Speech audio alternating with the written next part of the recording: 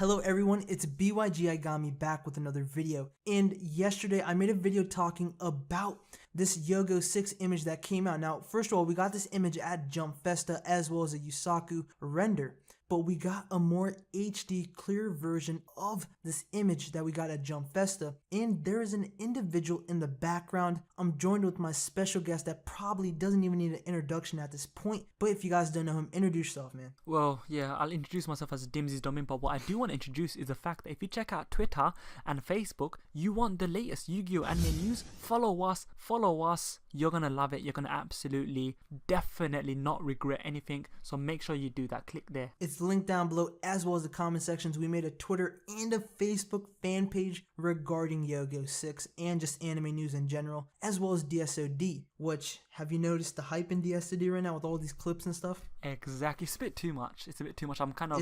It's way too much.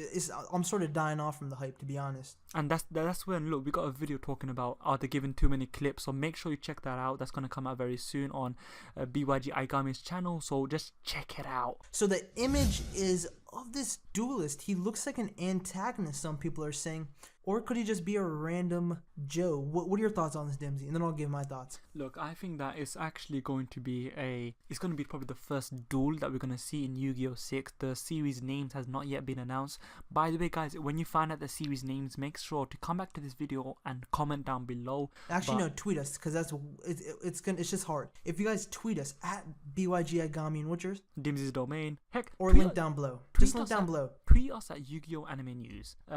But I think that this guy might be the first duel that we're gonna see in the series, and I think it's actually going to be the first antagonist. He's not going to be the main antagonist, but I think he's going to be the first antagonist and a recurring character in the series itself. And he does look somewhat menacing. If you look at him, you can speak about that. Like, just look at his hoverboard. His hoverboard is kind of weird, isn't it? It looks kind of you know what I'm getting. I'm getting like a as weird as it sounds, like a gutter feel. And I'm not trying to mean like a legit gutter, but it looks like this dude, like, look at his outfit compared to the other hoverboard duelist.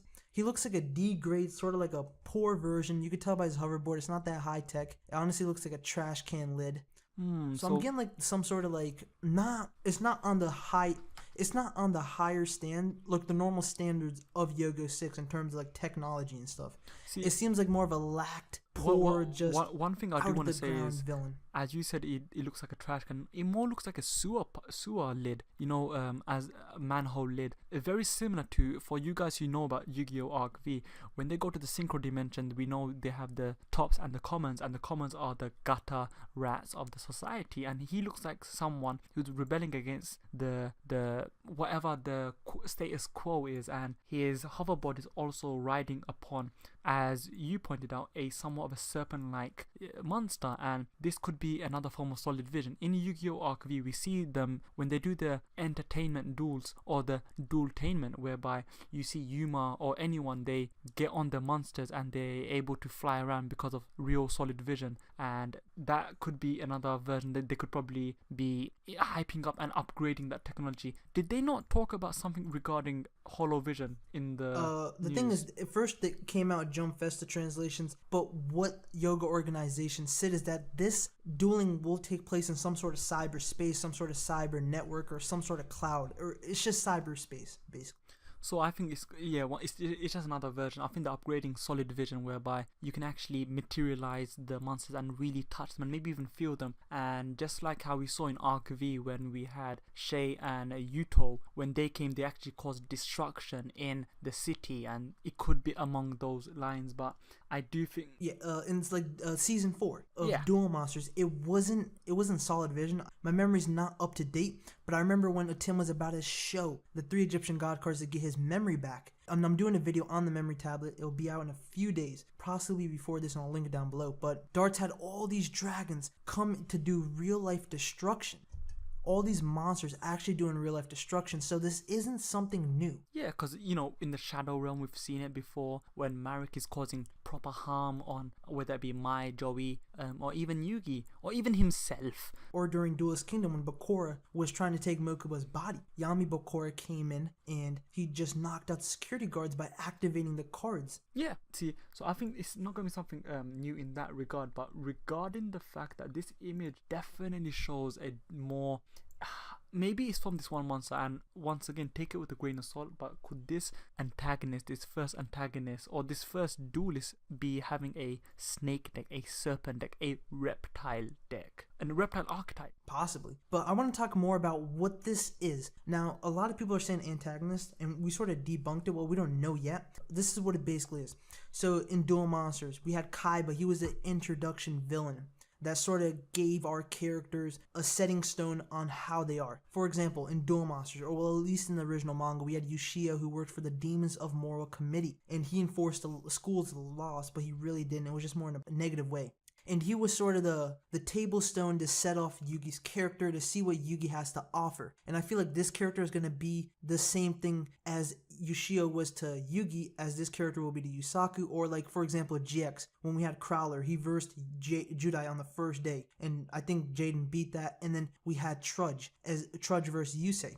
And these are like characters that set the standard. They're the initial introductory character, and they become recurring characters. And this is not this is way more evident in Yu-Gi-Oh! Zexo, when Yuma's first duel was with Shark. And without spoiling people who haven't watched Zexo, we found out that the role that Shark plays is absolutely massive throughout Zexo. Look at Yu-Gi-Oh! Arc V, where we saw Yuya's first match is actually with the sledgehammer. And although this wasn't really and this is actually the example which kind of debunks what we're saying, although the sledgehammer was not a recurring character, from what I know, I'm only up to the synchro dimension, but the point being, he wasn't a important enough character to become recurring, but it was more so to showcase pendulum summoning. But my main point is Sawatari, or Silvio was his English dub name, and he became a recurring character, whether he's a threat or whether he's something else. But the point is, these initial duels, or these initial big duels, are always really damn good, and it's usually the first duel, very similar to, as we said, Duel Monsters, etc. This is the bread and butter, and maybe Arc V is straight away from it, but Yu-Gi-Oh! 6, they can easily go back to that theme and that real proven schedule, that proven recipe, whereby introduce a character, you have a little duel, this other character which may have been beaten or may beat our protagonist, Yusaku Fujiki, he will have an important role later on. And especially as you pointed out regarding his attire, he's not wearing a futuristic outfit, he doesn't look to have the most high-tech dual hoverboard. So obviously this guy is representing something else, and him being so different, he's definitely someone to look out for. Or maybe it's a she, I don't even know. One thing I do want to talk about is that this dude is literally grinding on this reptile, whatever snake you want to call it. So will this be an improved version of 5Ds, in the sense that 5Ds was, okay, let's get the turbo duel going.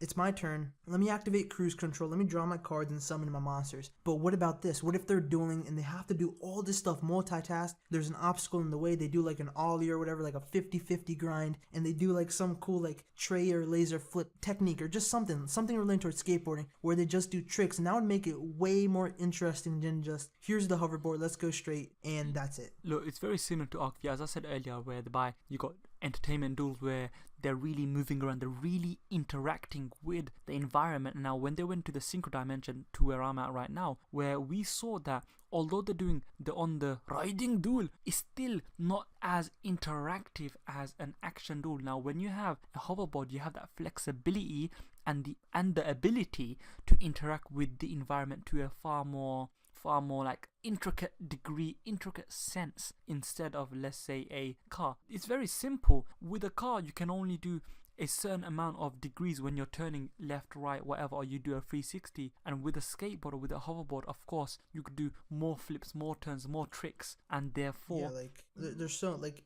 X Games, for example, they just showcase that. Yeah, so I think definitely that once again this is an improvement on real solid vision that's been introduced in Arc V, Arc 5, and also they're gonna probably learn that, hey, when they got back the dual riders in the synchro dimension, which also emulate Arc V, or which emulate Yu-Gi-Oh! 5Ds, there's a goldmine right here, and I think that hoverboard dueling is going to catch on and it's going to be superb. So yeah, I think it's gonna knock it out of the park. But do you have anything else to say? I just think that make sure to watch this character, and just make sure after this video to think to yourself, is she going to be a recurring character? Are they going to comment that down below as well, guys. And also comment down below what your guys' thoughts on this whole hoverboard dueling is, and the fact that this guy's able to grind, or this girl is able to grind on their damn monster. Okay, and here's one question I want all of you to comment down below. Is that guy going to be Yusaku's best friend, or Yusaku's rival, or Yusaku's enemy? So out of those three, I don't know. To be honest, I'm gonna answer that question right now. Like, give my personal opinion. I don't think so. He does not look like an antagonist. To be honest, he doesn't have the then do you think he's his best friend, then? Probably a friend, probably like a mutual friend, where it's like Jack and Yusei. They're friends, but at the end of the day, they're still rivals. All right, they're friends and rivals. As weird as that sounds, it's like Kaiba and Nami. They're friends but rivals. All right. I got a little theory. I just thought about it right now. We see how Yusaku's a high school boy, so what if Yusaku's actually a posh guy who is kind of entitled, and although he's very shy and still trying to find his own identity, but he's had everything handed to him in terms of, I think Yusaku's going to be quite rich, he's very well off, he has a really good education, and this guy could be the best friend or the forgotten friend that was actually living in poverty, and he grew up without nothing, and very similar to Crow Hogan in Yu-Gi-Oh! 5Ds, and even in Arc 5, his portrayal, whereby Yusaku's actually the rich kid, and the other guy on that picture is actually the poor kid, and they've still maintained a friendship even though there's a giant gap within their classes. Wealth class, just upper ranking, and how people treat him. Because I guarantee this dude probably gets like breadcrumbs for breakfast. Yeah, from and then you got Yusaku. Yusaku's got his Alfred Butler, just has like mashed potatoes on one side, chicken on the other, just like a luxurious life. Yeah, I think that's the case. And imagine he has, instead of knife and fork, he has like a dual disc, and he has a dual saw. A dual saw, yeah. But I think that's the case, man. But that's the video for today. Thank you very much for coming by, Dimsy. Check out Dimsy's channel. Comment down below your guys' thoughts on this, and check out the Facebook and Twitter page